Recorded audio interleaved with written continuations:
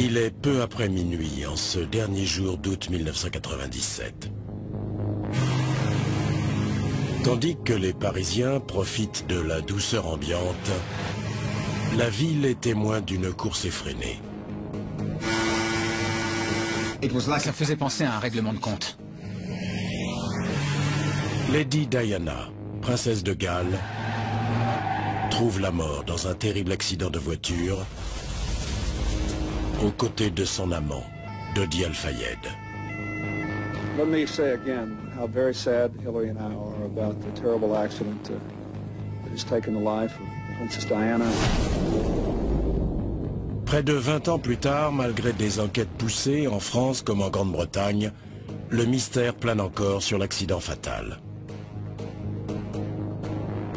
Je ne pense pas qu'il s'agisse d'un accident, et le jury non plus. Aujourd'hui, un enquêteur de renommée internationale rouvre le dossier. Il découvre que ce qu'on a donné à croire à l'opinion publique sur la mort de Diana est faux et déterre des preuves accablantes qui éclairent le drame d'un jour nouveau.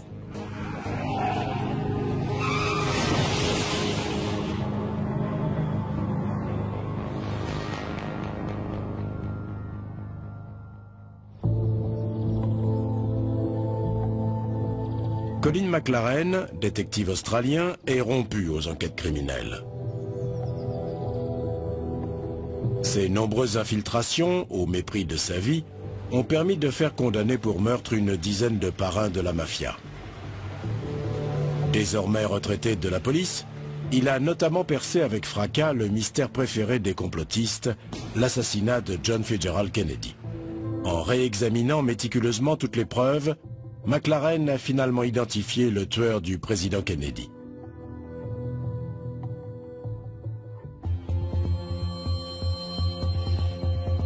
Aujourd'hui, il met ses talents exceptionnels au service d'une affaire qui conserve tous ses secrets depuis 20 ans, la mort de la princesse Diana. 3 grosses enquêtes en France et en Grande-Bretagne ont passé au crible tous les détails du drame. Pourtant, en examinant leurs résultats, McLaren fait émerger d'épineuses questions. Y avait-il une mystérieuse voiture blanche dans le tunnel au moment de l'accident? Est-elle à l'origine de la tragédie qui a tué Diana? Comment a-t-elle pu s'évanouir dans la nature? Et surtout, pourquoi n'apparaît-elle pas dans les archives? Un enquêteur n'aime pas les questions sans réponse. Et au-delà de ça, il n'aime pas les théories du complot. Mon but, c'est de démonter la théorie pour trouver la vérité. Il faut d'abord faire le point sur ce que l'on sait déjà. En cette soirée du 30 août 1997, la princesse Diana et son amant, Dodi Al-Fayed, dînent au Ritz, à Paris, un hôtel qui appartient au père de Dodi, le milliardaire Mohamed Al-Fayed. Peu après minuit, ils décident de rentrer à l'appartement de Dodi tout proche. Pour éviter les paparazzis massés à l'extérieur, Dodi décide de partir par la porte de service, puis dans une voiture de location conduite par le responsable de la sécurité de l'hôtel. Les paparazzis s'en aperçoivent et se lancent aux trousses de la Mercedes du couple. À minuit 25, la berline roule à toute allure sous le pont de l'Alma, mais elle quitte sa trajectoire et s'écrase contre un pilier.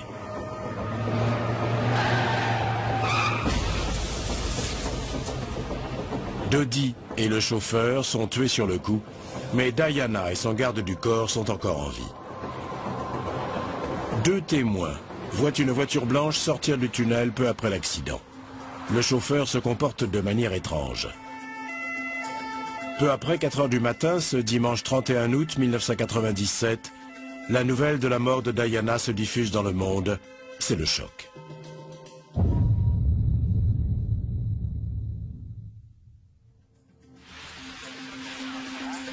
À 15 000 km de là, à Melbourne, en Australie, McLaren suit, incrédule, les informations.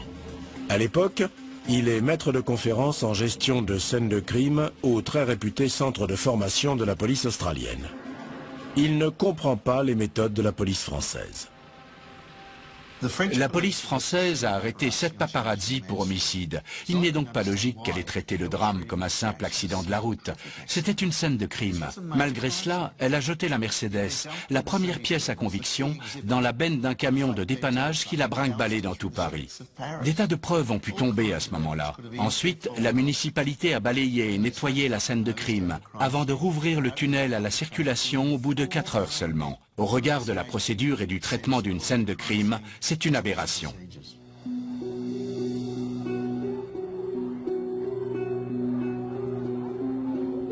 La mort de la princesse Diana ébranle le monde entier.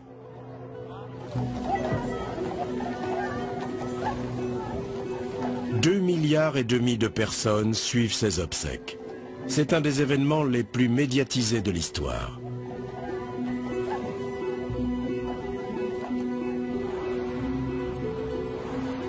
Tandis que le monde est à sa peine, Colin McLaren, étonné par les agissements de la police française, se rend à Paris de son propre chef pour exercer ses talents d'expert sur la scène de crime.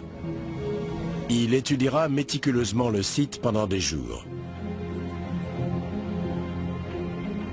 Aujourd'hui, 20 ans après les faits et le bouclage de 3 longues enquêtes dans 2 pays, McLaren peut enfin entamer ses investigations depuis sa base au cœur de Paris.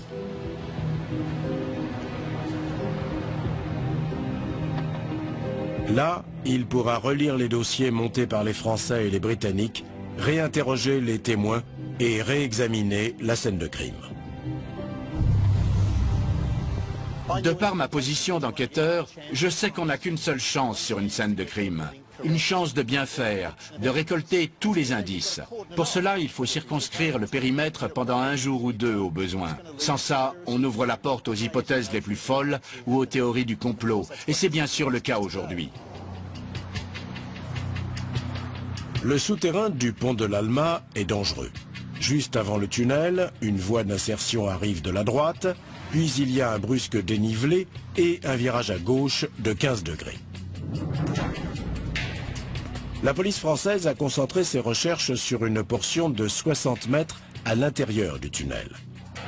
Dès sa première analyse, McLaren ratisse beaucoup plus large, notamment sur une bonne part de la voie d'insertion. Ça paie. Il trouve de nouvelles preuves probantes qui avaient échappé à la police, trop pressée de rouvrir le tunnel. Quand McLaren soumet ses découvertes aux autorités, il se voit opposer une fin de non-recevoir.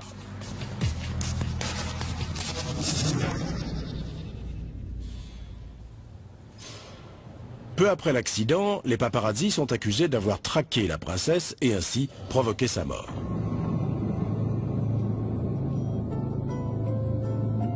McLaren s'intéresse en premier au groupe de photographes qui suivaient Diana et Dodi cette nuit-là. L'un d'eux était-il au volant de la fameuse voiture blanche? Il reprend pas à pas le trajet du Ritz jusqu'au tunnel pour essayer de retrouver l'insaisissable voiture blanche. Si on transpose sur un plan de Paris, il file dans une petite rue pour rejoindre la place de la Concorde. Sur la place de la Concorde, la Mercedes s'arrête à un feu rouge. Les paparazzis la rattrapent. La voiture de Diana démarre au feu, prend ce virage et file à tombeau ouvert sur cette voie rapide. C'est la rue qui les conduira sous le pont de l'Alma. Elle est représentée ici sur cette frise qui reconstitue la course-poursuite. Des témoins voient la Mercedes foncer vers le premier passage souterrain. J'ai vu une Mercedes rouler à toute vitesse. Elle devait bien être à 150 km/h. La voiture en question fonce vers le premier tunnel, toujours pourchassée par les paparazzis. À ce moment-là, des témoins affirment qu'elle était suivie par 3 motos de paparazzi. Le témoin, Thierry Hackett, déclare à la police avoir tout vu. Il y avait plusieurs motos collées à la voiture et qui essayaient de se mettre à sa hauteur. Elles gênaient clairement le chauffeur.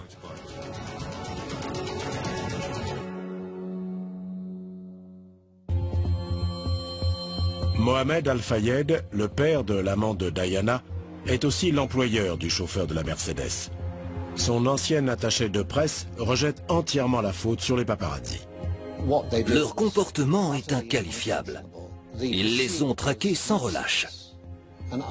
Leur conduite était dangereuse, puisqu'ils ont essayé de les arrêter ou de les ralentir pour prendre de meilleures photos.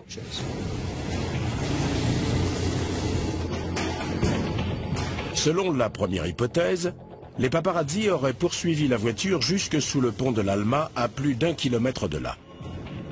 Leur flash aurait aveuglé le conducteur, le poussant à l'accident. D'après le clan Al-Fayed, cette photographie aurait été prise peu avant l'accident. On y voit Henry Paul au volant et à côté de lui, le garde du corps. Diana et Dodi sont à l'arrière. Le problème, c'est qu'on ne discerne aucun mouvement, ni aucun reflet de phare dans le pare-brise. Je ne pense pas que cette photo ait été prise devant la Mercedes qui roulait. Il semblerait que l'image ait été prise derrière le Ritz, peu avant que la voiture démarre. Alors peut-être que la théorie du chauffeur aveuglé par les flashs ne tient plus. Les témoins disent avoir vu des motos autour de la voiture pendant la course folle. Pourtant, quand la police a arrêté les paparazzi après l'accident, elle n'a retrouvé aucun cliché de la voiture en fuite dans leurs appareils. Comment est-ce possible ?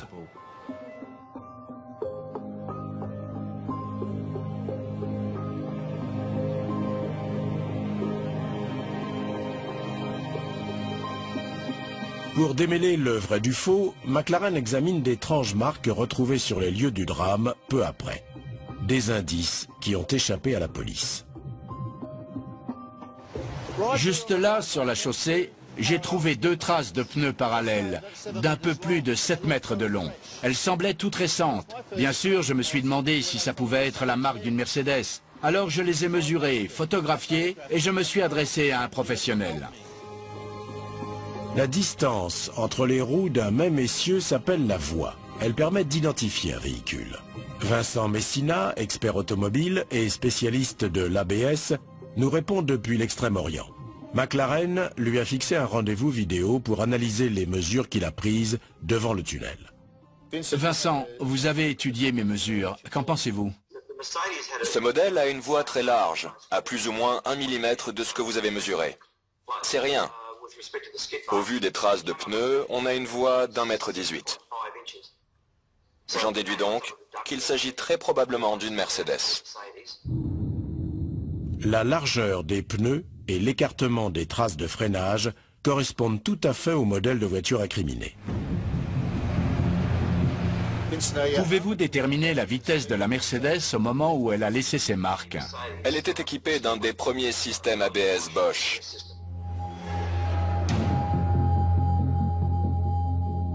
On sait que les traces de pneus font 7 mètres de long. On sait aussi que quand le frein se bloque, l'ABS le débloque au bout de 150 millisecondes. Du coup, on en arrive à la déduction que la voiture devait rouler à environ 167 km/h. Pour que la voiture laisse des traces de freinage de 7 mètres en seulement 150 millisecondes, elle devait rouler à 167 km/h. Naturellement, avant de laisser ses traces, elle allait plus vite. Oui, un peu plus. Disons à peu près 180.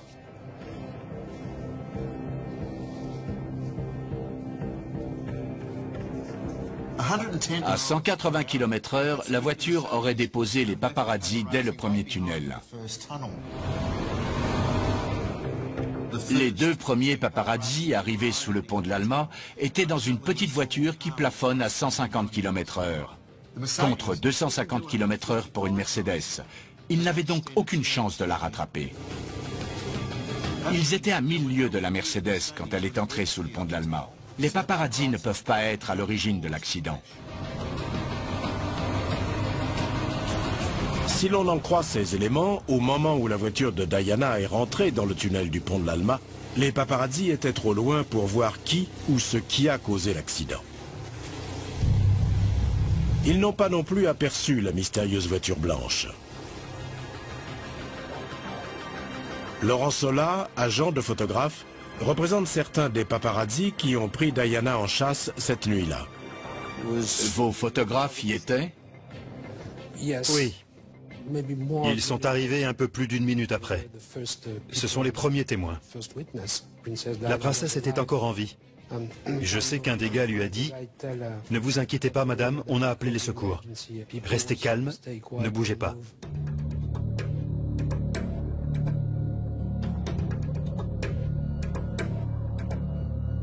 Les paparazzi sont alors accusés d'avoir entravé l'action des secours qui essayaient de sauver la vie de Diana. Devant la gravité de ses blessures, le moindre contretemps pouvait lui être fatal. Pour savoir ce qu'ont exactement fait les paparazzi cette nuit-là, McLaren va rencontrer le premier agent de police arrivé sur les lieux du drame. Il y avait une dizaine, 7, 8. Donc je les avance ici. Et je vais écarter. Et je me suis dit, homogène. C'est pour ça que je les écarte aussi.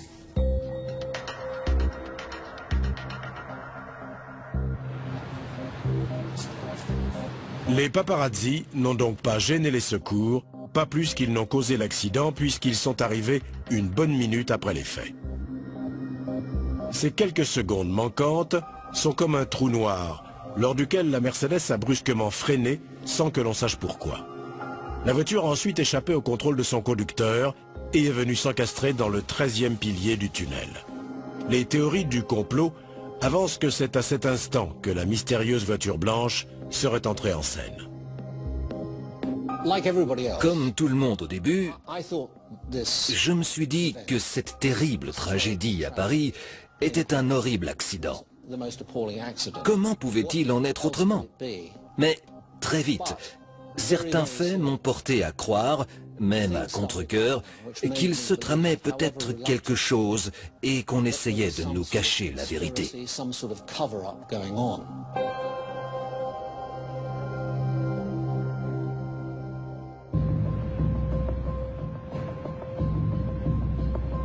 Les découvertes de l'enquêteur Colin McLaren établissent que les photographes qui pourchassaient la princesse Diana n'ont pas pu provoquer l'accident qui lui a coûté la vie.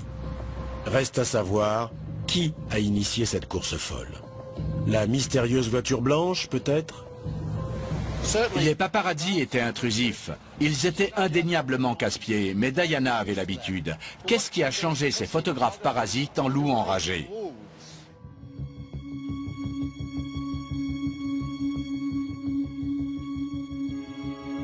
Diana est la femme la plus photographiée au monde. La jeune et belle épouse du futur roi d'Angleterre et mère de son successeur, le prince William, incarne pour des millions de personnes la princesse de contes de fées. Ses fans ne sont jamais rassasiés. Pourquoi a-t-elle tant déchaîné les passions? Elle avait ce petit quelque chose qui touchait les gens. C'était à la fois Hollywood et les feuilletons à l'eau de rose. Mais pas seulement. Les questions auxquelles elle s'est attaquée ont trouvé un écho dans le monde entier. Mais le conte de fées vole en éclats. Le prince Charles entretient depuis longtemps une relation avec une femme mariée, Camilla Parker Bowles. Diana et Charles divorcent en 1996, mais l'aura de Diana ne ternit pas. C'est Diana qui fascinait. Dès que les magazines ou les journaux la mettaient en couverture, ils se vendaient comme des petits pains. C'est justement une de ces unes qui déclenchera une réaction en chaîne et conduira à cette issue fatale dans le tunnel du pont de l'Alma. À l'été 1997, Diana ne chôme pas. Mohamed Al-Fayed, le propriétaire du Ritz à Paris et du grand magasin Harrods à Londres, l'invite avec ses enfants en vacances dans le sud de la France. Il demande ensuite à son fils aîné, Dodi, de venir divertir la princesse. Dodi Al-Fayed, alors âgé de 42 ans, est, grâce au soutien de son père, producteur de films. Quand Mohamed l'appelle, Dodi est à Paris avec sa fiancée Kelly Fisher. Ils ont prévu de se marier bientôt. Mais quand son père ordonne, Dodi s'exécute. Il abandonne donc Kelly à Paris et s'envole pour Saint-Tropez. Diana et les jeunes princes profitent des vacances. C'est aussi un franc succès pour Mohamed Al-Fayed car Diana et Dodi s'entendent immédiatement. À tel point qu'une fois ses enfants ramenés en Angleterre, Diana retourne à 2 reprises dans le sud de la France pour y retrouver Dodi. Il aurait par ailleurs confié à son père la lourde tâche d'annoncer à sa fiancée que le mariage n'aurait pas lieu et qu'elle ne devait plus l'appeler. Flairant l'idylle naissante, les paparazzi ne quittent pas le couple d'une semelle. Et un jour, un photographe décroche le scoop. Il prend une photo qui agitera les médias du monde entier, le baiser de Dodi et Diana. Normalement, la Diana que je connaissais aurait remué ciel et terre pour que l'histoire ne sorte pas. Mais quelque chose me dit que ça ne la dérangeait pas. Diana ne s'oppose pas à la publication, et pour cause. Son compagnon, depuis 2 ans, le docteur Asnat Khan, vient de rompre avec elle. Son histoire avec la femme la plus célèbre au monde est trop lourde à porter pour ce modeste médecin. Les clichés de Dodi et Diana sur le yacht sont censés être des photos volées, mais il n'en est rien. Au contraire, ils étaient bien organisés et montés par Diana. Elle voulait rendre Asnat Khan jaloux. Elle l'aimait toujours? Oui, absolument. On a souvent reproché à Diana de se plaindre de la presse alors qu'elle en profitait largement. Beaucoup considèrent qu'elle se servait de la presse quand ça lui chantait. C'est paradoxal car ce sont les mêmes qui la critiquaient pour ça qui ne manquait aucun article ou photo d'elle. Avant son histoire avec Dodi, Diana entretient avec les paparazzi une relation de bonne intelligence. Ils se font de l'argent grâce à elle et leurs photos lui permettent de rester dans la lumière, ce dont elle a besoin pour servir les causes qu'elle défend. Suite au baiser, ses rapports avec la presse changent du tout au tout. Cette fameuse photo s'est vendue 1 million de livres, si ce n'est plus. C'est un cliché que tous ceux qui suivaient la famille royale rêvaient de décrocher. Il fallait une photo de Diana avec son nouvel amant. C'est cette photo qui a déclenché la traque des journalistes, des paparazzi. Le cliché du baiser marque un tournant dans notre histoire. Il s'est vendu pour plus d'1 million d'euros. Ça a radicalement changé le rapport de Diana avec les paparazzi. Ils voulaient tous leurs photos à 1 million. Et pour une telle somme, ils étaient prêts à tout. Voilà ce qui a motivé la course-poursuite. Au-delà du baiser, une autre photo déchaîne encore plus les spéculations. Diana est-elle enceinte de Dodi? Va-t-elle l'épouser?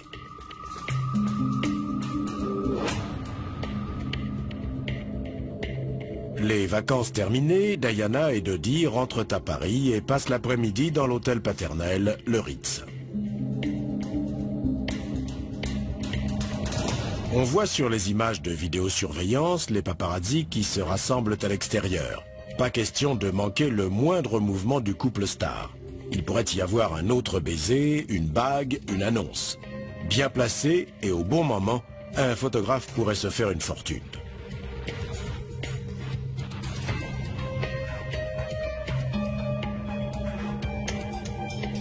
Tous les éléments du danger sont réunis en cette dernière nuit parisienne. D'un côté, nous avons Mohamed Al-Fayed, qui tient absolument à une alliance entre son fils et Diana pour pouvoir se placer, lui, au sein de l'élite britannique. Et de l'autre côté, nous avons les paparazzi, qui rêvent de la photo à 1 million. Au milieu, il y a Diana qui tente de se remettre d'une rupture difficile dans les bras de Dodi. Ce dernier ayant, pour contenter son père et courtiser la princesse, abandonné sa fiancée.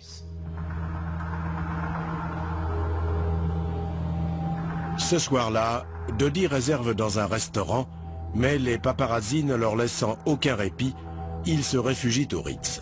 Même là, ils ne dîneront pas en paix. Trevor Rhys-Jones, le garde du corps de Dodi, était au Ritz au moment des faits. Dans son autobiographie, il déclare que Diana a quitté la table en larmes peu après 22 heures. L'équipe de Dodie est alors prête à les escorter jusqu'à son appartement. Mais peu avant minuit, Dodie annonce qu'ils quitteront l'hôtel par la porte de service dans une voiture de location pour éviter la horde de paparazzi en furie.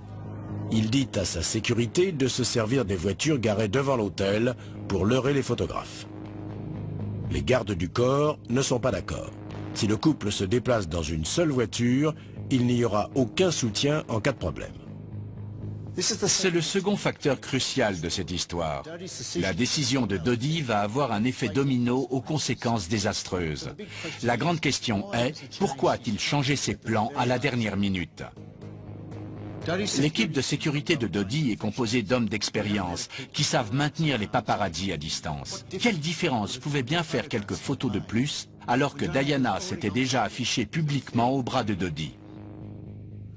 Peut-être celui-ci voulait-il lui prouver qu'il était maître de ses décisions et qu'il pouvait s'affranchir de son père en sortant par la petite porte et faire en sorte qu'aucun cliché ne le montre quittant le Ritz avec la princesse.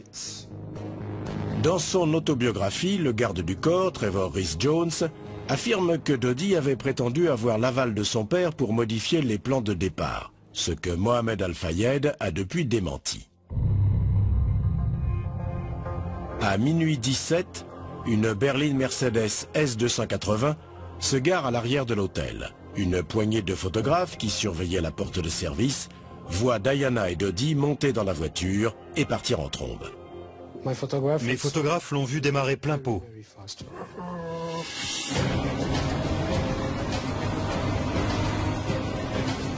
Les photographes postés devant l'hôtel apprennent que le couple est parti et se lancent à ses trousses. La traque est lancée. Jusque-là, il n'est fait aucune preuve de la présence d'une voiture blanche parmi les paparazzis. Mais quelques minutes plus tard, la Mercedes freine brutalement. Les faits qui vont suivre alimentent les plus folles théories du complot depuis 20 ans.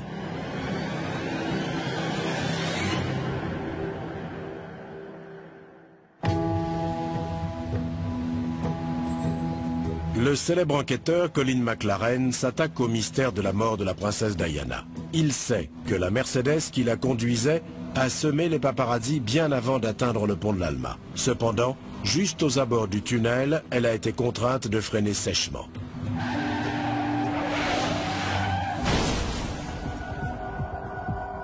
Aucune enquête n'a pu l'expliquer. McLaren compulse à présent les différents témoignages recueillis par les enquêteurs français. Personne n'a vu pourquoi la voiture avait freiné aussi soudainement, mais certains l'ont vu s'encastrer dans le 13e pilier. J'étais à l'entrée du tunnel et j'ai vu, entre les deux piliers au milieu des deux voies, la Mercedes percuter le pilier. J'ai entendu des pneus crisser derrière moi. Et j'ai vu dans mon rétroviseur une Mercedes qui entrait dans le tunnel. Elle faisait des dérapages à environ 45 degrés. Ensuite, elle a redressé et j'ai entendu un énorme bruit. C'est là que je l'ai vu percuter le terre-plein central.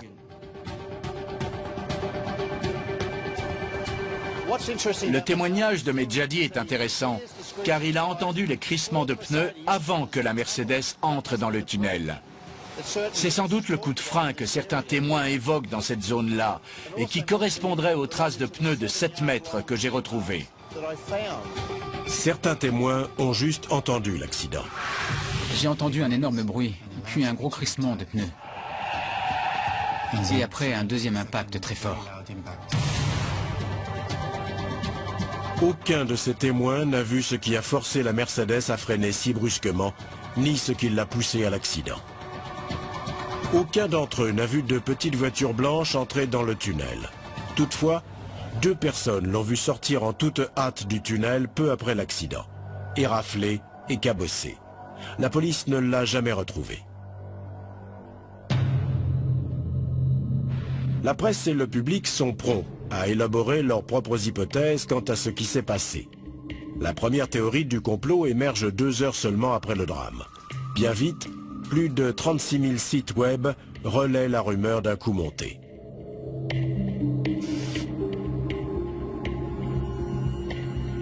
Certains jouent sur ce mystère en affirmant que les images de vidéosurveillance urbaine ont été détruites ou dissimulées.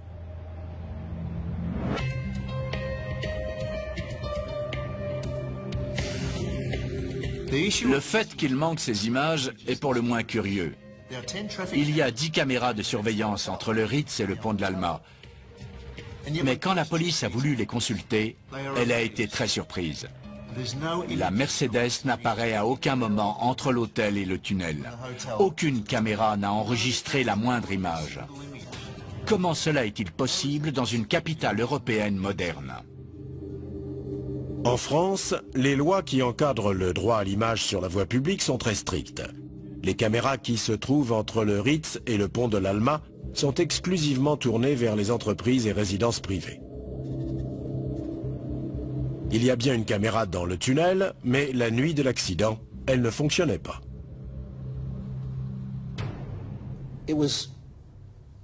C'est tout à fait confondant, sauf si on y voit un complot. Pour Mohamed Al-Fayed, c'est clair, il s'agit d'une conspiration. Et l'absence d'images de vidéosurveillance est la preuve de cette dissimulation. Il prétend que Diana et Dodi ont été assassinés par les services secrets britanniques parce qu'elle était enceinte de lui et qu'ils allaient se marier. Mohamed avait le sentiment que l'établissement britannique ne laisserait jamais la mère du futur roi épouser son fils. L'élite britannique n'a jamais accepté Mohamed Al-Fayed et n'apprécie pas qu'il ait pris le contrôle du grand magasin Harrods. Bien qu'à la tête du fameux Harrods de Knightsbridge, Mohamed n'a jamais réussi à entrer dans les bonnes grâces du gratin britannique. D'ailleurs, il s'est toujours vu refuser le passeport britannique. Plus offensante encore, le prince Philippe a fait retirer les armoiries royales de la façade du grand magasin. Plusieurs jours après l'accident, Al-Fayed révèle que Diana lui avait dit que le prince Philippe l'avait menacé. Philippe ne s'entendait pas avec Diana. Il ne l'aimait pas. Pourquoi? Par rapport notamment à l'aventure de Charles et Camilla. Pour lui, Diana devait encaisser sans rien dire. Mais ce n'était pas son genre. Elle a eu donc une liaison avec James Hewitt. Philippe l'a traité de tous les noms. Il n'a jamais été tendre. Elle était très peinée. Al-Fayed tient sa revanche. Il s'est largement répandu sur le fait qu'il pensait que la famille royale, et en particulier le prince Philippe, ainsi que les services secrets, étaient derrière ce complot. Les accusations d'Al-Fayed défient le sens commun, mais un étonnant document ressort. C'est le compte-rendu d'une conversation entre Diana et Lord Mishcon, un éminent avocat. Elle confie être persuadée que la famille royale veut se débarrasser d'elle. McLaren a retrouvé le document aux archives nationales.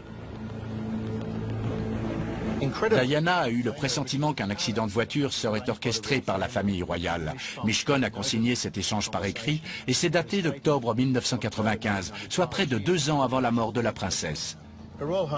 D'après son Altesse royale, des sources sûres lui auraient rapporté qu'il était envisagé qu'elle ait un accident de voiture provoqué par une rupture volontaire des freins, par exemple, qui la blesse ou l'affecte au point qu'elle soit déclarée inapte. Des accusations qui pourraient paraître fantaisistes si elles n'étaient sous-tendues par un profond désaccord entre Diana et le gouvernement britannique.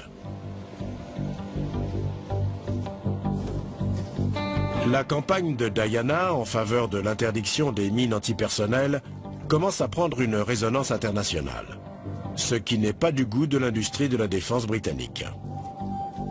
Elle était considérée comme une menace parce qu'évidemment la Grande-Bretagne est un des 3 plus gros exportateurs d'armes au monde. I am committed to supporting in whatever way I can the international campaign to outlaw these dreadful weapons.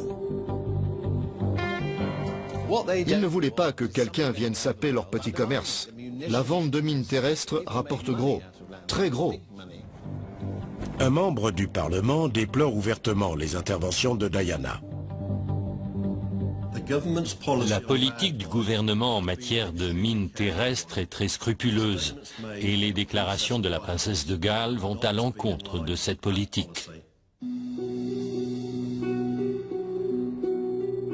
Il y a tout un tas de gens qui n'appréciaient pas les positions de Diana. C'était un électron libre. Pourquoi ne reste-t-elle pas en dehors de sujets qu'elle ne connaît pas? Il voulait la faire taire. D'un côté, on a Diana qui raconte que la famille royale veut se débarrasser d'elle en mettant en scène un accident de voiture. Et de l'autre, on a Mohamed Al-Fayed qui déclare après l'accident que c'est ce qui s'est passé. Mais peut-on vraiment orchestrer un tel acte? Si Diana coûtait aux entreprises d'armement des millions de dollars en exportation, on peut imaginer que quelqu'un ait voulu la neutraliser. Qui se sentait menacé au point de devoir faire quelque chose? Je ne pense pas qu'il s'agisse d'un accident, et le jury non plus. Les traces de freinage prennent un jour plus sinistre encore. McLaren se replonge alors dans le témoignage de ceux qui auraient vu les éléments d'un acte délibéré. François Levistre abordait la sortie du tunnel cette nuit-là quand il a vu des faits troublants dans son rétroviseur. J'ai vu une voiture entourée de motos. Une des motos a fait une queue de poisson à la Mercedes. Il y a eu une grande lumière blanche et la voiture s'est mise à zigzaguer. Et puis ça a été l'accident. Ça faisait penser à un règlement de compte. J'ai continué à rouler. J'avais peur qu'on s'en prenne à moi. Un autre témoin, dans une voiture qui roulait derrière la Mercedes, a assisté à quelque chose de très similaire. J'ai vu une grosse lumière, et ensuite comme si quelque chose heurtait autre chose. Un boom, et ensuite un crissement. Si la voiture de Diana a pu freiner aussi bien, c'est que les freins étaient en bon état, et donc pas trafiqués, comme elle le craignait. Cependant, les autorités britanniques ne balaient pas cette hypothèse.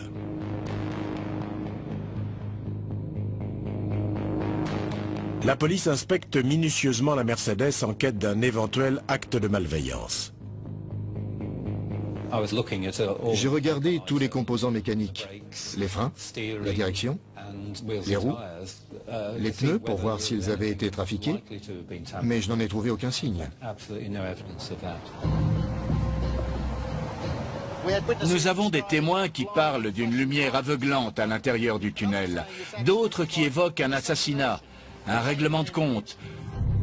Tout cela devient presque cinématographique.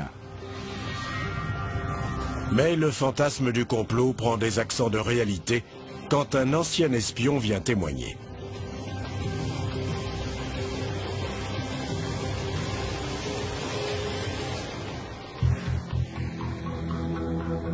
En refaisant l'enquête sur l'accident de voiture qui a coûté la vie à Lady Diana en 1997, Colin McLaren découvre qu'il est fait mention d'une lumière éblouissante qui aurait aveuglé le chauffeur de la voiture et provoqué son accident. Digne d'une scène de film, pas pour un ancien espion. Richard Tomlinson était un agent des services de sécurité britanniques. Il a mis au jour un plan visant à éliminer Slobodan Milosevic dans un tunnel avec des véhicules lancés à grande vitesse et un flash de lumière pour aveugler le conducteur. Lors des auditions, les responsables ont reconnu qu'un tel plan existait, mais qu'il n'avait jamais été mis en œuvre. Si, comme le prétend Mohamed Al-Fayed, les services secrets britanniques avaient dû tuer Diana, ils n'auraient certainement pas suivi un mode opératoire qu'ils avaient préalablement rejeté. Alors quelle est cette lumière aperçue dans le tunnel? C'est normal qu'il y ait eu de la lumière, car la voiture avait ses phares. Elle a percuté un pilier avant de partir en tête à queue.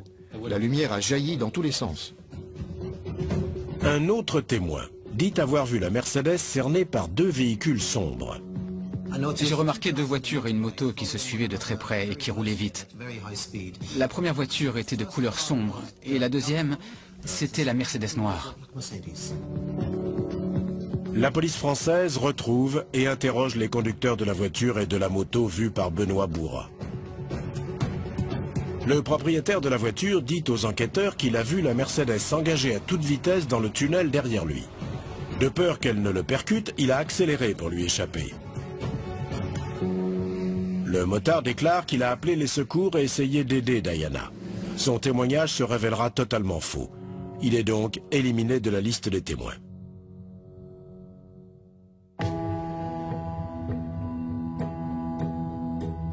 McLaren fait le bilan. Si les paparazzi n'ont pas provoqué l'accident mortel et que les théories du complot ne tiennent pas, qui ou qu'est-ce qui est à l'origine de l'accident qui a coûté la vie à Lady Diana? L'étrange voiture blanche aperçue sur les lieux du drame demeure un point d'interrogation auquel personne n'a encore su répondre.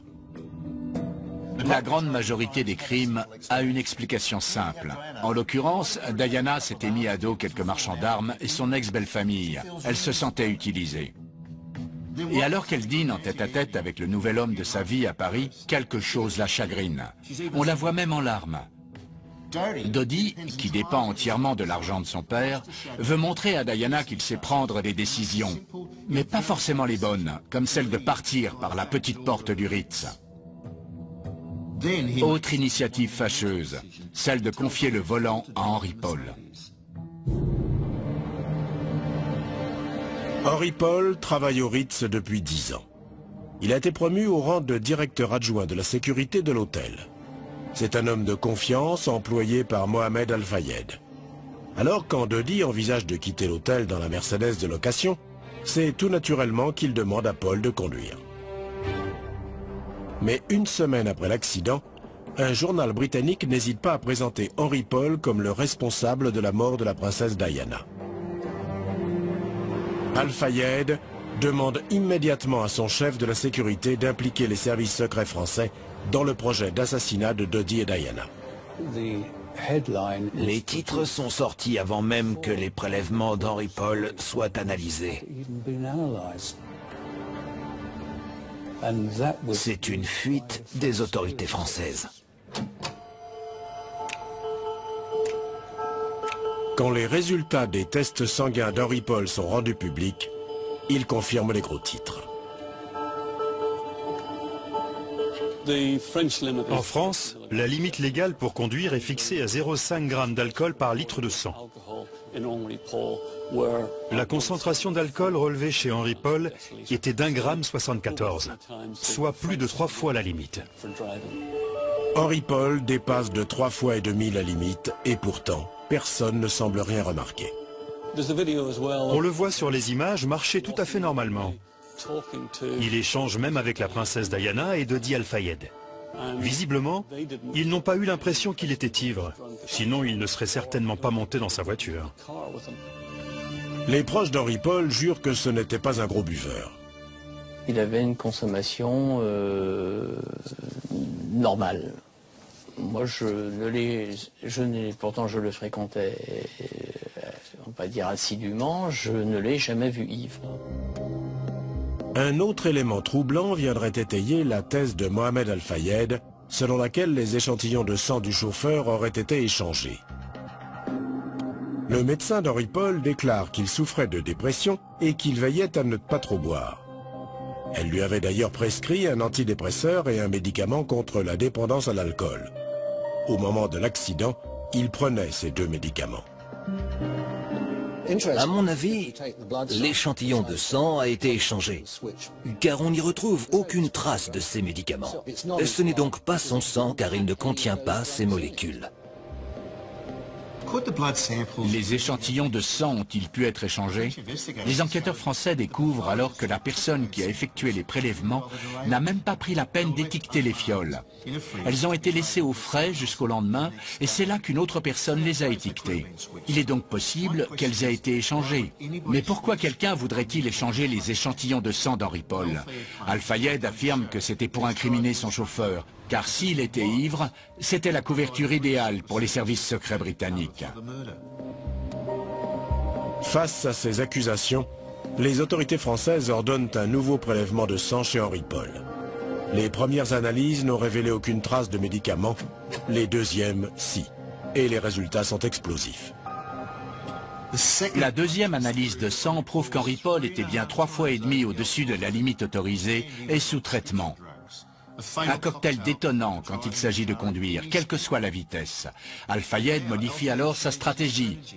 Il se retourne contre son fidèle employé et le prétend informateur pour les renseignements britanniques et français. Al-Fayed affirme que c'est Henry Paul qui a persuadé son fils de sortir par la porte de service du Ritz et d'emprunter le tunnel du pont de l'Alma où Dodi et Diana couraient à une mort certaine. Cependant, un employé de l'hôtel déclare que Dodi est d'abord venu informer un de ses collègues de son intention de sortir par la petite porte et que celui-ci ne devait en prévenir qu'Henry Paul. Ce qui démontre que ce dernier ignorait tout du plan en amont. Il est aussi très peu probable qu'Henry Paul, qui n'était pas chauffeur professionnel, accepte de participer à un complot qui pouvait lui coûter la vie. Les allégations d'Al-Fayed ne tiennent pas, mais McLaren ne peut les écarter tant qu'il n'a pas répondu aux questions qui minent cette affaire. Qu'est devenue la mystérieuse voiture blanche? Pourquoi n'a-t-elle jamais été retrouvée? La réponse à ces questions va encore épaissir le mystère.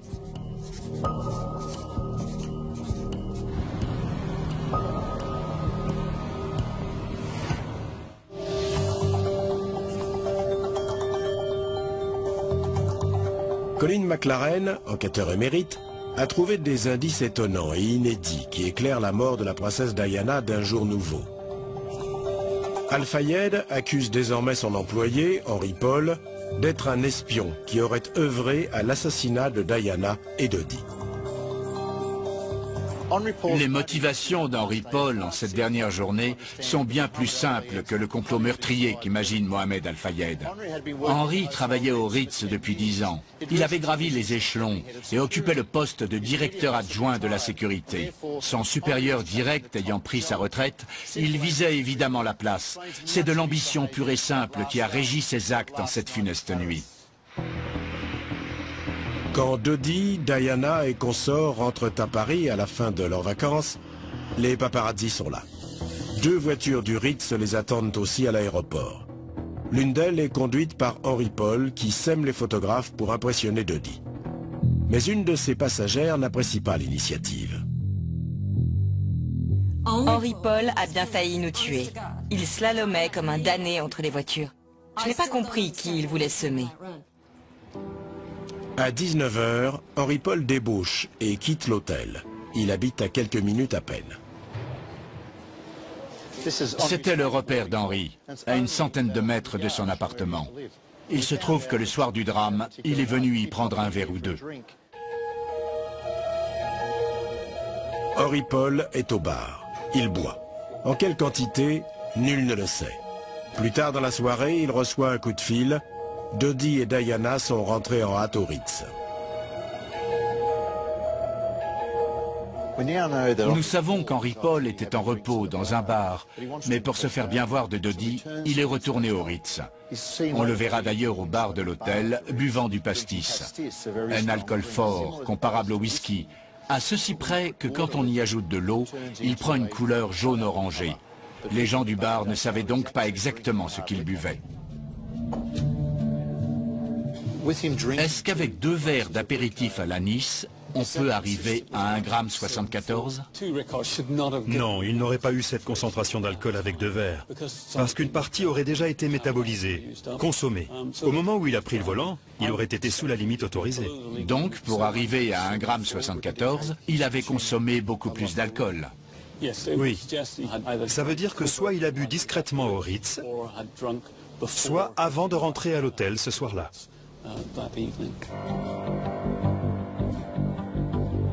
Henry Paul a beaucoup bu, mais il parvient à donner le change à ceux qui le croisent. Les alcooliques peuvent supporter de fortes doses d'alcool. Un alcoolique se comportera tout à fait normalement avec une valeur d'1,74 g, alors que moi, je serai KO. Même si Henry Paul était un consommateur régulier et ne semblait pas affecté par une forte alcoolémie, comment se fait-il que personne n'ait senti son haleine chargée? Dans son livre, Trevor Rhys-Jones, le garde du corps, affirme que quand Henry Paul l'a rejoint au bar de l'hôtel, il fumait un petit cigare très odorant. D'autres témoins déclarent qu'il n'a pas arrêté de fumer ce soir-là. voilà qui a pu masquer l'odeur d'alcool.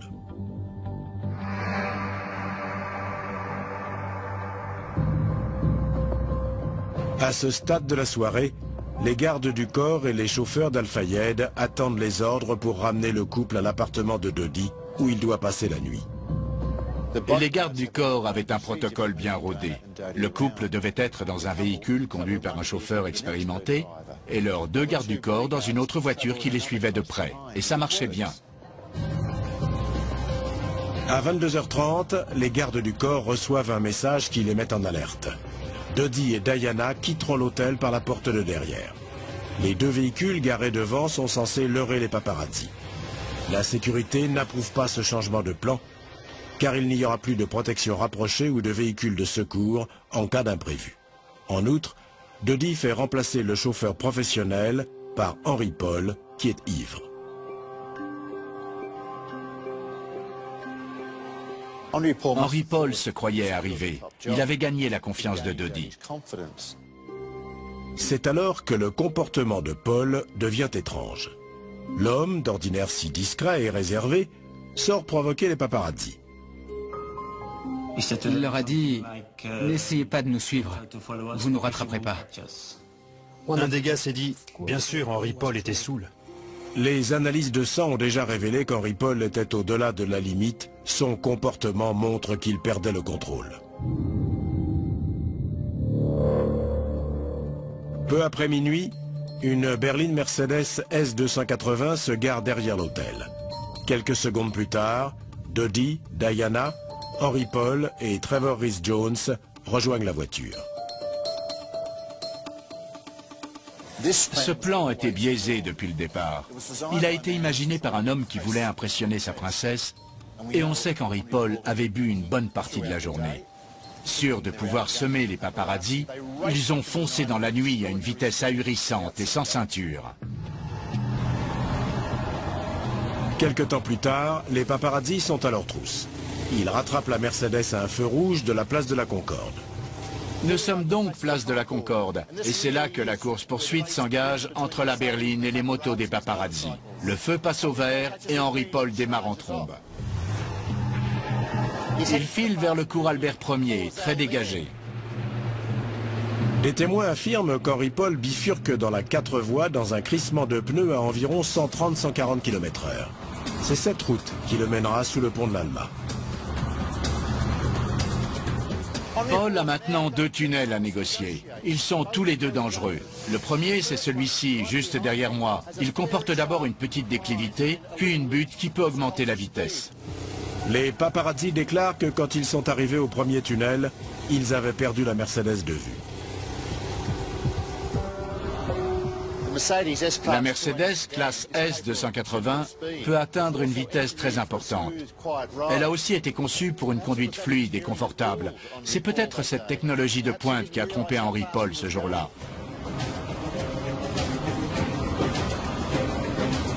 Par miracle, Henry Paul efface le premier tunnel sans encombre.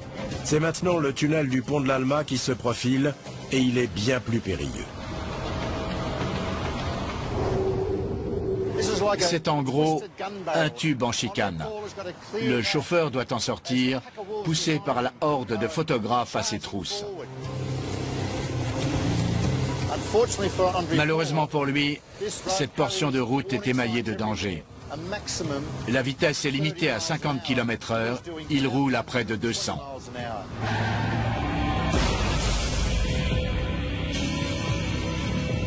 Contingenté par l'urgence de rouvrir cette artère très passante, la police française ne concentre ses recherches que sur une zone de 60 mètres à l'intérieur du tunnel. Pourquoi a-t-elle restreint ses recherches à l'intérieur du tunnel? Pourquoi a-t-elle rouvert le tunnel à la circulation si rapidement après le drame? J'étais certain qu'on était passé à côté de preuves essentielles. J'avais raison. Pendant que la police passe au crible les lieux de l'accident, un passant tend aux agents un bout de plastique orange qu'il a retrouvé par terre.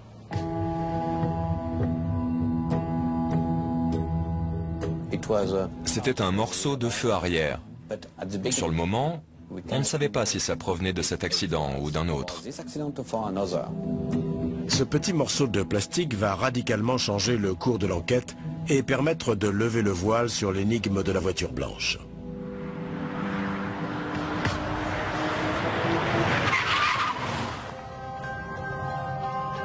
Un fragment de feu arrière retrouvé près des lieux de l'accident permettra à l'enquêteur Colin McLaren de mettre au jour la véritable cause de l'accident de la princesse Diana. La police découvre ensuite un rétroviseur près des bouts de feu arrière. C'est celui de la Mercedes. Il détient un précieux indice. On a retrouvé le rétroviseur droit de la Mercedes avec une trace de peinture blanche. Elle avait aussi beaucoup de traces sur le flanc droit. D'abord une petite trace, puis une longue traînée. Ça prouve qu'il y a eu contact à l'entrée du tunnel entre la Mercedes et un autre véhicule. La Mercedes est entrée en collision avec une autre voiture, une voiture blanche. Après les traces de pneus et les résidus de gomme retrouvés par McLaren, cet élément vient compléter le puzzle. Le colonel Touron explique à McLaren que son équipe a cherché pendant des jours de quelle voiture pouvait provenir cette peinture blanche. Elle a trouvé. Nous avons une méthode pour analyser même un éclat de peinture. Grâce à la spectroscopie infrarouge, on obtient un spectre. On a comparé ce spectre au panel de peinture qu'on a au labo. Et il s'est avéré qu'il s'agissait de la couleur Bianco Corfu 224. Touron découvre alors que cette peinture n'est utilisée que par un fabricant de voitures. C'était la peinture exclusive de la Fiat Uno. On a donc identifié une Fiat Uno. La peinture blanche de code Bianco Corfu 224 n'a été appliquée que sur les Fiat Uno construites entre 1983 et 1987. La police peut à présent resserrer ses recherches. Les enquêteurs français dressent alors un déroulé des faits tels qu'ils les imaginent. Tandis que la Mercedes fonce vers le tunnel, une Fiat Uno blanche s'insère à faible allure sur la voie principale par la bretelle d'accès. Aucun témoin ne l'a vue avant cela. Puis elle descend la petite déclivité pour entrer dans le tunnel, où elle se fait rattraper par Henri Paul. Il tente de l'éviter, mais les effets d'une vitesse excessive et de l'alcool associé aux médicaments altèrent ses réflexes. Il érafle le flanc de la Fiat et perd son rétroviseur droit. Pour la police, la collision se serait produite là où elle a retrouvé le fameux rétroviseur et les morceaux de feu arrière, à environ 8 mètres à l'intérieur du tunnel. Si l'on positionne la Fiat Uno près du mur, et à côté de cette Fiat, la Mercedes, et qu'on pointe un laser dans la direction du 13e pilier, on obtient une ligne droite qui relie l'entrée du tunnel au 13e pilier. Pour McLaren, ça ne colle pas. À ce moment-là, la Mercedes roulait à 110-130 km/h. L'inertie aurait propulsé le rétroviseur et les morceaux de feu bien plus loin dans le tunnel. Les débris de la collision ont été retrouvés à 8 mètres à l'intérieur du tunnel, ce qui veut dire que l'impact s'est produit bien en amont. Cela explique-t-il enfin les étranges traces de pneus au sommet de la butte? Je pense que c'est ici que la Mercedes et la Fiat se sont percutées, soit 60 mètres avant le tunnel, là où j'ai retrouvé les traces de pneus. Si l'on applique le principe élémentaire de physique établissant que tout contact laisse une trace, j'ai reconstitué pas à pas ce qu'il est advenu de la Mercedes.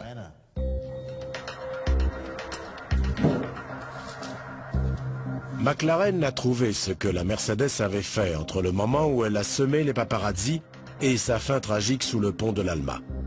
Mais pourquoi Henri Paul a perdu le contrôle de son véhicule à l'abord du tunnel? Vincent Messina fournit l'ultime élément de réponse. Que pensez-vous des traces de freinage au niveau de la bretelle d'accès? Il y a comme un renflement en fin de trace avec une légère déviation. Ça veut dire que quelque chose est venu perturber le véhicule pendant qu'il freinait. Est-ce que vous pensez qu'un véhicule léger aurait pu causer cette fluctuation de mouvement? Tout à fait. S'il s'agissait d'un véhicule lourd, comme un camion, le changement serait beaucoup plus notable. Ça devait être un véhicule léger. Un véhicule léger, comme une Fiat Uno. C'est là que la mystérieuse voiture blanche entre en piste, depuis la bretelle d'accès sur la droite. Henri Paul écrase les freins, mais à plus de 160 km/h. Et au bout de 7 mètres, le système ABS les débloque. Il tente d'éviter la Fiat, mais accroche son feu arrière gauche et érafle son flanc. Sous l'emprise des médicaments et de l'alcool, la plus petite collision lui fait perdre le contrôle. Il manque le virage et fonce droit devant. En face de lui, un mur. Ce qui se passe ensuite est à peine croyable.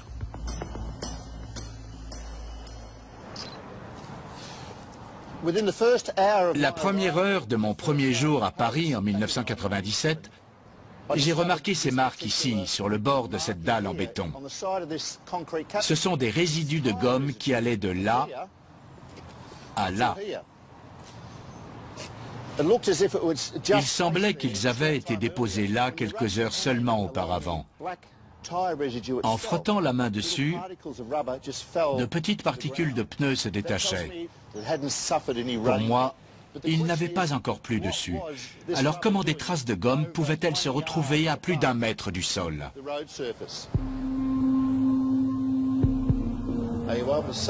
Au regard des traces de freinage et des résidus de gomme sur la dalle, êtes-vous en mesure d'établir un lien entre les deux? Quand on zoome sur les traces de pneus, on voit qu'elles sont tournées vers le muret. Il est donc plus que probable qu'il s'agisse du point de contact avec le véhicule. Mais il se trouve à plus d'1 mètre du sol. C'est haut quand même. La déclivité à l'abord du tunnel est très prononcée. Si on roule à 180 km/h à l'endroit où les traces de pneus ont été retrouvées, la voiture quitte littéralement la route. Elle a décollé un bon moment. Sachant que la voiture pesait autour de 2 tonnes. Quand on est dans une voiture lancée à vive allure, on se rend compte qu'elle semble plus légère. Plus on va vite, plus la voiture est légère grâce à l'air qui se glisse en dessous. Elle a donc quitté la chaussée de manière prolongée. Oui. Malgré les tentatives de freinage, la voiture roule encore à 170 km/h quand elle atteint le sommet de la butte. Mais si elle n'a décollé qu'une demi-seconde, à une telle vitesse, elle a pu couvrir une vingtaine de mètres et le mur est bien plus proche que cela.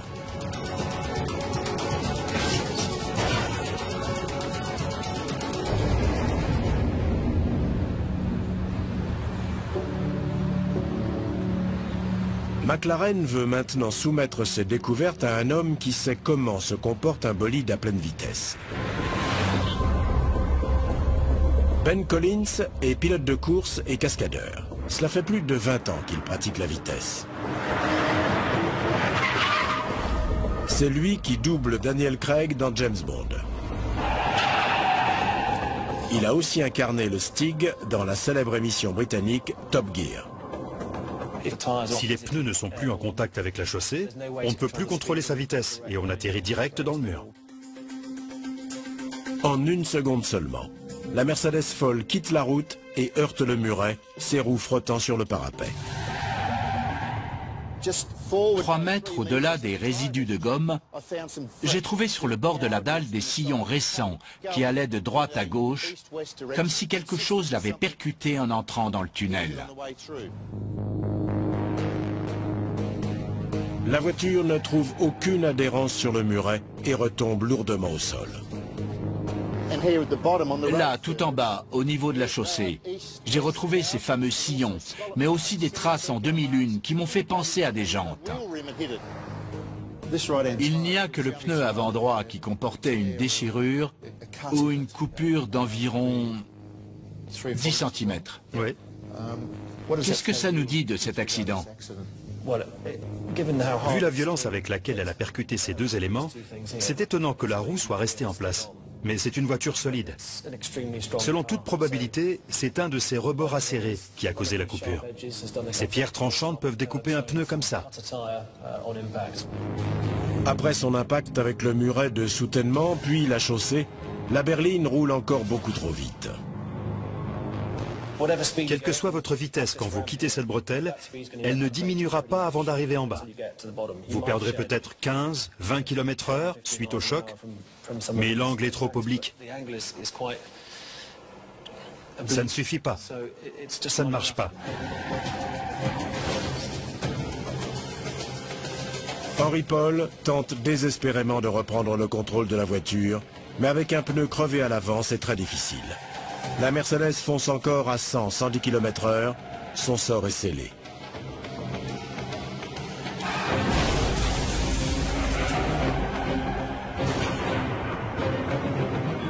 Quant à celui de la Fiat Uno, McLaren démêle un extraordinaire casse-tête.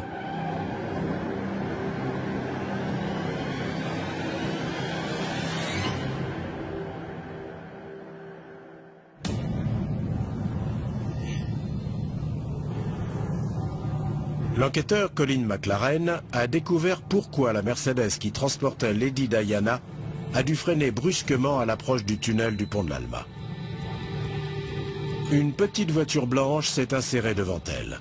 Henry Paul, qui roulait à plus de 160 km/h, l'a percuté et perdu le contrôle de son véhicule. Il n'y a pas beaucoup de gens qui se sortiraient d'une telle situation. Parce que même sans manœuvre d'évitement, avec un freinage d'urgence, le volant à redresser, il y a un énorme transfert de masse qui empêche de bien maîtriser la voiture. La berline percute le 13e pilier, puis par effet rebond, traverse la chaussée pour s'encastrer dans le mur face à son sens de circulation. La Fiat Uno blanche disparaît dans la nuit, laissant derrière elle une nuée de questions sans réponse et déclenchant une traque éperdue. Mohamed Al-Fayed avance que la disparition de la Fiat est la preuve qu'elle a été utilisée par les services secrets britanniques pour provoquer l'accident qui a coûté la vie à Diana et Dodi. Je débloquerai 1 million de livres la semaine prochaine. Cette somme reviendra à quiconque pourra aider à retrouver le propriétaire de la Fiat. Il est évident qu'Al-Fayed sautait sur la moindre occasion d'étayer sa théorie du complot. Au début, j'y ai vu l'acte désespéré d'un père en deuil qui s'en prend à tout le monde. C'était compréhensible, mais finalement, je me suis dit qu'il se jouait peut-être autre chose. McLaren demande à Christian Curtil, l'avocat qui a représenté Trevor Rhys-Jones dans l'enquête française, pourquoi un homme d'affaires aussi puissant que Mohamed Al-Fayed s'est complu dans une telle théorie du complot. Selon moi, il voulait éviter que le Ritz soit jugé responsable et donc poursuivi. On ne peut pas être propriétaire du fameux hôtel, d'une entreprise automobile ou le chef de la sécurité de l'hôtel sans être responsable de quoi que ce soit. Vous diriez donc que la responsabilité incombe à la personne qui a changé de plan cette nuit-là? Pour moi, la responsabilité incombe à l'hôtel. Tout le monde savait évidemment qui séjournait et comment organiser la sécurité. La société de location de voitures n'aurait pas dû laisser un homme saoul et inexpérimenté prendre le volant. Quand un employé commet un crime ou se rend responsable de quelque chose, l'entreprise qui l'emploie est également responsable, et le propriétaire de l'entreprise aussi.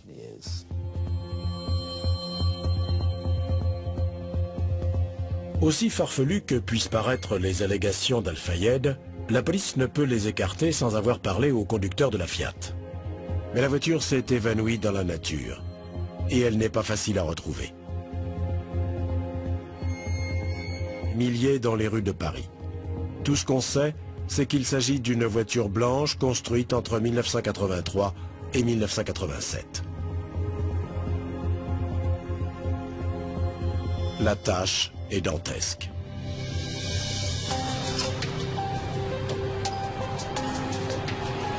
Les archives téléphoniques de la police révèlent une piste inattendue. Parmi les centaines d'appels reçus après la tragédie, une interlocutrice parle d'une Fiat Uno blanche qu'elle aurait aperçue avec son mari quittant le tunnel la nuit du drame. Colin McLaren la retrouve à Paris. La première déposition de Sabine Dawson a été snobée par la police. Pourtant, McLaren pense que ces révélations sont la clé du mystère. Vous étiez à Paris, c'est cela? Oui, nous étions à Paris. Pouvez-vous me montrer sur la carte à quel endroit vous avez vu la Fiat blanche? Oui, on venait de dîner de ce côté, sur la rive gauche. On traversait le pont de l'Alma un peu après minuit. Et juste là, au bout du tunnel, on a vu la Fiat Uno. Derrière la Fiat, Sabine se rend vite compte que le conducteur a un problème. Il zigzaguait. On pensait qu'il était ivre. La mère de Sabine a une Fiat Uno blanche, elle y prête donc particulièrement attention. J'ai vu que la voiture était cabossée et sa peinture éraflée. Sabine et son mari dépassent la Fiat en perdition et en profitent pour bien regarder le conducteur. Il était petit. Il avait les cheveux noirs et courts, le teint mat. Il regardait dans son rétroviseur comme si quelque chose le perturbait. Il était comme ça pour essayer de voir derrière. Il avait l'air calme, ivre ou plutôt agité? Plutôt agité. Sur la banquette arrière, il y avait un gros chien. Il portait une muselière orange. Sur les plaques d'immatriculation de l'époque figurait le numéro de département. Sabine se souvient qu'il s'agissait de la région parisienne. Je me souviens qu'elle était immatriculée dans le 92 ou le 78, dans ce coin-là. Vous êtes sûr que c'était une voiture de la région? Certaine. Très bien. Ces deux départements comptent 4500 Fiat Uno. La police entame un travail de fourmi. Il faut retrouver le conducteur de la Fiat. Le garde du corps a survécu à l'accident, mais gravement blessé à la tête, il ne se souvient de rien. Seul le conducteur de la voiture blanche sait ce qui s'est passé dans le tunnel cette nuit-là. Les recherches s'étendent pour enfin faire taire les théories du complot. Les semaines passent et la police est toujours bredouille. Jusqu'au jour où un homme se présente dans un commissariat parisien. Un jeune Français d'origine vietnamienne de 22 ans, M. Lee Van Tan, est venu pour s'acquitter d'une amende pour une Fiat Uno blanche. Sauf que la voiture garée devant le commissariat est rouge. Tous les autres détails de cette voiture concordent avec ceux de la Fiat blanche recherchée par la police. Elle interroge Lee Van Tan. Dans sa déposition signée, il stipule que la nuit de l'accident, il travaillait comme agent de sécurité en dehors de Paris. Il précise également qu'il a repeint sa voiture en rouge 2 ou 3 mois avant cette nuit-là. La déposition de Lee Van Tan réveille l'intérêt de McLaren pour une autre raison. En 1997, il avait retrouvé des résidus de pare-choc sur un muret de la 4 voies. C'est une preuve indirecte vitale car dans sa déposition, le témoin indique qu'il a changé les 2 pare-chocs de sa voiture. Sûrement était-il endommagé. En perquisitionnant le domicile de M. Lee Van Tan, les enquêteurs retrouvent 2 chiens de garde noirs et feu avec des muselières. Sabine Dawson, notre témoin, se souvient de la Fiat blanche quittant le tunnel cette nuit-là, avec sur la banquette arrière un chien noir et feu avec une muselière. Il n'y a pas que le chien qui correspond à la description de Sabine. Lee Van lui-même colle au portrait du conducteur. Quelques années après les faits, son père, François, incrimine encore davantage son fils dans une interview accordée aux journalistes. C'est difficile pour moi d'accepter qu'il ait été dans le tunnel cette nuit-là. Mais ce que je sais, en tant que père, c'est que ses propos ne tenaient pas. À l'époque, son comportement a changé. et ça ne l'a pas quitté depuis. Tout ce que je sais, c'est que sa voiture a été repeinte quelques heures seulement après l'accident mortel de la princesse Diana. Livan admettra plus tard qu'il était bien au volant de sa voiture dans les rues de Paris la nuit de l'accident, mais il est catégorique, il n'était pas au niveau du pont de l'Alma, même s'il ne se souvient pas où il était ni qui l'a vu. La police saisit la voiture et la fait analyser par la brigade scientifique. Vous-même, vous avez vu la voiture? Oui. Sous la peinture rouge, on a très vite retrouvé la peinture blanche d'origine. Vous vous souvenez si le flanc gauche de la voiture a été analysé ou examiné? En tout cas, je sais que j'ai regardé l'arrière de la voiture. L'arrière, oui. Pas l'avant. Pourquoi? Je ne me souviens pas, mais il y avait une déformation. Je ne me rappelle pas exactement, mais du souvenir que j'en ai, ce n'était pas compatible avec l'accident de la Mercedes.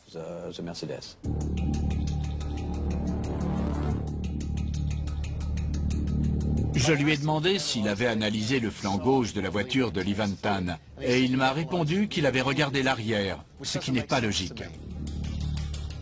Si le rétroviseur droit et l'aile droite de la Mercedes comportaient les traces de peinture de la Fiat, pourquoi ne pas examiner le flanc gauche de la Fiat? La police précise ensuite que la Fiat de Livan Tan possédait encore la lentille d'origine de son feu arrière. Si la voiture avait été impliquée dans l'accident, celle-ci aurait été remplacée. Devant ces arguments et sans relever des traces de choc et éraflures de la Fiat, Livan Tan est écarté de l'enquête. Ce qui s'est passé ensuite est très révélateur. Après avoir éliminé Livan Tan, les autorités françaises ont cessé de rechercher la voiture et son conducteur, sans raison avancée. McLaren se demande si les recherches ont été interrompues parce que la voiture avait été retrouvée. Dans ce cas, pourquoi a-t-elle été rayée de l'enquête? Voilà la question à 1 milliard.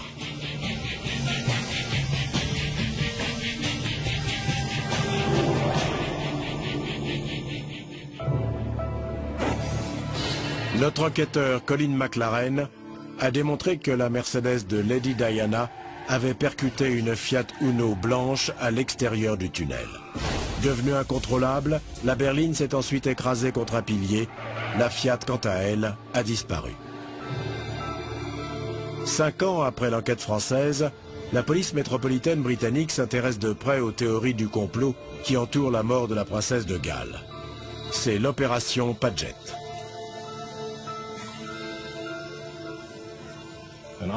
Il m'est apparu évident que seule une enquête exhaustive et poussée permettrait de répondre à ces allégations extrêmement graves. Livan Tan refuse de témoigner et les autorités britanniques ne peuvent contraindre un citoyen étranger à le faire. Sabine Dawson et son époux témoignent sous serment devant la haute cour de justice anglaise que Livan Tan est bien le conducteur de la Fiat Uno blanche qu'ils ont vue. La police française a écarté la Fiat de Livan Tan de son enquête. Les dégâts constatés à l'arrière du véhicule n'étaient pas compatibles avec l'accident. Et l'opération Paget a fait appel à des experts scientifiques internationaux, LGC, pour réexaminer les preuves collectées par les Français. Il s'avère que les analyses françaises de la peinture de la voiture, des dégradations et du feu arrière ne justifiaient pas d'abandonner cette piste. Ces doutes sont essentiels dans mon évaluation de l'accident. 4 ans et près de 9 millions d'euros plus tard, l'opération Paget conclut qu'il n'y a aucune preuve de conspiration contre la princesse Diana. Il n'existait aucun complot visant à assassiner les occupants de la voiture. Il s'agit d'un malheureux accident. Avant que l'opération Paget ne termine son rapport, une troisième enquête se penche sur l'accident du pont de l'Alma. L'enquête du coroner britannique sur la mort de Lady Diana s'ouvre en janvier 2007. Plus d'1 an plus tard, le jury rend un verdict d'homicide involontaire.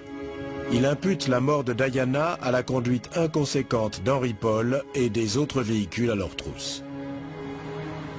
Ce qui est bizarre dans ces deux enquêtes, c'est que parmi la quantité de personnes interrogées par les autorités françaises et britanniques, il n'est nulle part fait mention de Lee Van Tan.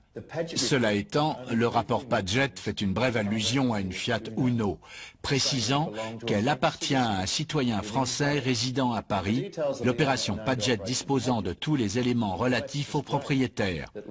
Tant mieux pour eux, mais nous aussi, on veut tout savoir sur lui. McLaren émet une demande express auprès de Scotland Yard pour qu'elle lui transmette ces éléments en vertu de la loi de libre information. J'ai harcelé la police et elle m'a finalement répondu que nous pouvions utiliser les informations qui étaient dans le domaine public. Sauf que le nom de Lee Van Tan n'est pas dans le domaine public. C'est bien pour ça que j'ai fait cette demande. Je veux savoir pourquoi Lee Van Tan ne figure dans aucune des deux enquêtes britanniques. Ils tenaient leurs éléments de la police française. Il faut donc que j'accède au dossier français. Le dossier français n'est pas accessible au public. McLaren se tourne alors vers ses sources non officielles.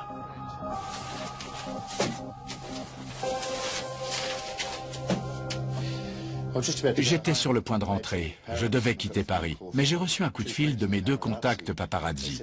Ils m'ont dit qu'ils avaient quelque chose pour moi. Et voilà. C'est le rapport de police. 2000 pages.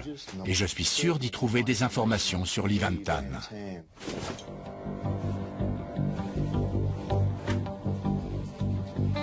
McLaren épluche le rapport à la recherche du fameux Lee Van Tan, mais là encore, il se heurte à un mur. Il n'apparaît nulle part. A-t-il été effacé du dossier parce qu'il n'était pas dans le tunnel au moment de l'accident, ou pour une autre raison? Le témoignage qui relie Lee Van Tan au lieu du drame est irréfutable. Sabine Dawson et son mari l'ont tous les deux identifié comme étant le conducteur de la Fiat blanche qu'ils ont vu à la sortie du tunnel.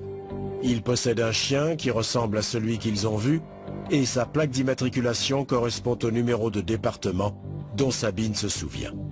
Et même si Lee Van Tan le nie, son père affirme qu'il a repeint sa voiture juste après l'accident. Le groupe d'experts internationaux mandaté par l'opération Padgett affirme que la voiture de Lee Van Tan ne peut être définitivement écartée de l'enquête.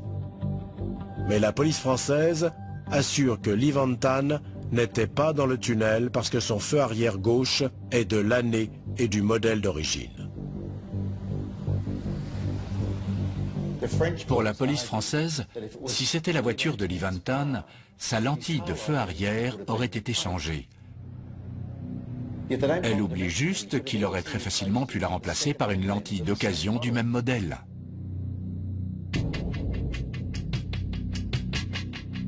Les enquêteurs l'ont aussi mise de côté parce que les coups à l'arrière de la Fiat ne cadrent pas avec leur reconstitution de la collision avec la Mercedes. Or, McLaren a prouvé que leur reconstitution était erronée. Ils ont positionné les véhicules à l'intérieur du tunnel alors que l'accrochage a eu lieu en haut de la butte. Un tout autre faisceau de circonstances qui modifie le point d'impact entre les deux véhicules.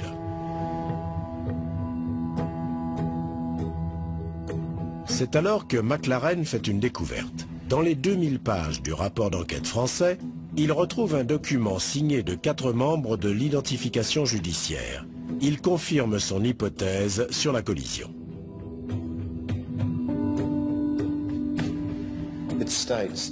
Il est écrit que le contact entre ces deux véhicules n'a pu être qu'un contact entre l'aile et la portière avant droite de la Mercedes et l'arrière gauche d'un véhicule Fiat Uno. Sur ces photos, on voit bien les éraflures sur l'aile avant droite et la portière de la Mercedes, comme le stipule le document. Il est aussi écrit que l'arrière gauche de la Fiat Uno a pu être endommagée pendant la collision.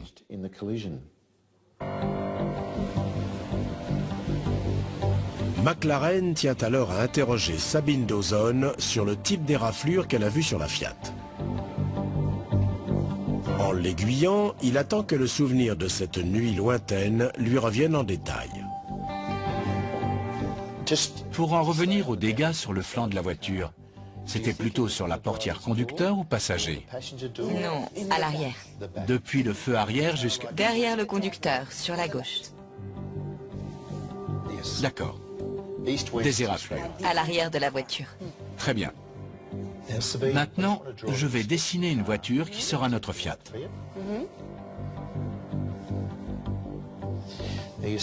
Vous dites avoir vu le conducteur cette nuit-là. Il était à gauche. Voilà. Voilà mon conducteur. Oui. Vous avez aussi parlé d'un chien dans la voiture. Oui. Vous vous souvenez où il était? Juste derrière le conducteur. Il regardait par la vitre. Admettons que ce soit le chien. Pouvez-vous m'indiquer avec ce surligneur quel feu arrière était amoché? De ce côté. Il y avait des éraflures sur tout le flanc de la voiture. Comme ça. Jusque-là? Il me semble, oui. Parfait. Et elles allaient de droite à gauche? Oui.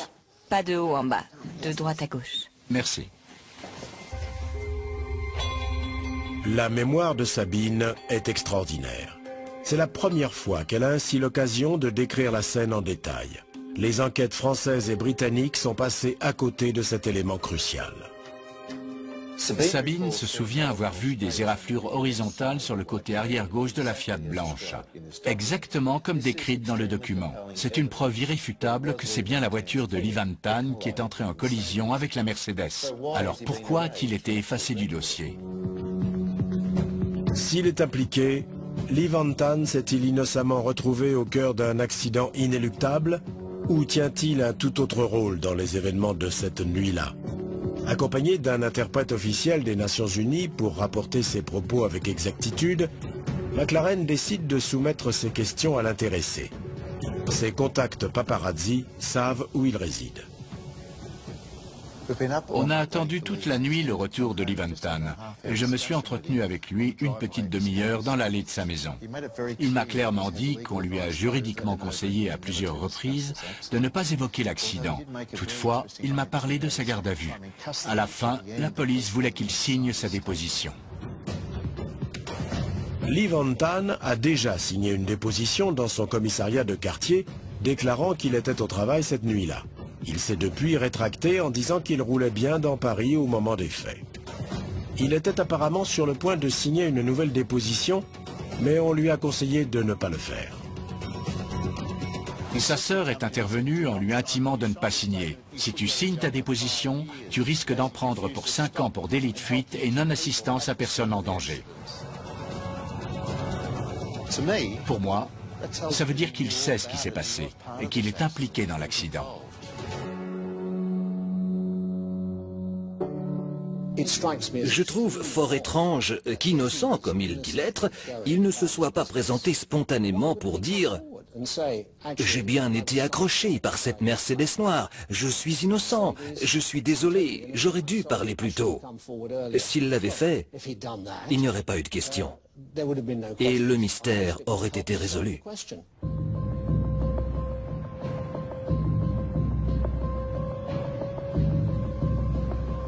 Les producteurs du documentaire ont écrit à Lee Van Tan pour lui demander une réaction à ces découvertes.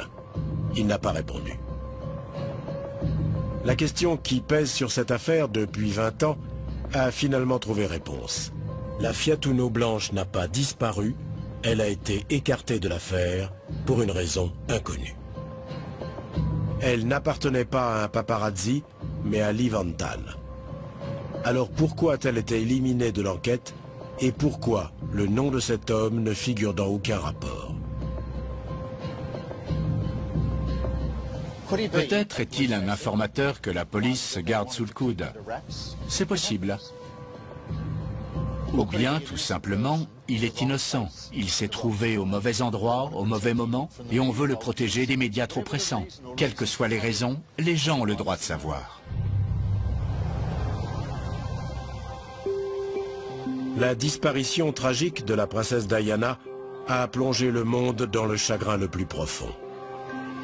Pourtant, la façon dont les autorités ont choisi de traiter des éléments essentiels de l'accident qui l'a emporté alimente encore les hypothèses les plus folles et autres théories du complot. ce qui enfonce davantage ceux qui l'aimaient dans une douloureuse incertitude.